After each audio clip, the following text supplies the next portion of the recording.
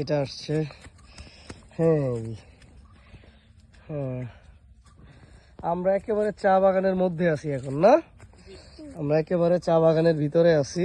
আমরা চা দোকান থেকে, চা বাগান থেকে পাতে নিয়ে চা খাইয়া চা বাগানের উদ্দেশ্যে রওনা দিছি, না গালি? আমরা এখন চা বাগানের ভিতরে আছি, একেবারে ভিতরে। এই যে গাছগুলো দেখতেছো না, এই গাছগুলো কিন্তু এখানে ইচ্ছাকৃত ভাবে দেওয়া হয়েছে।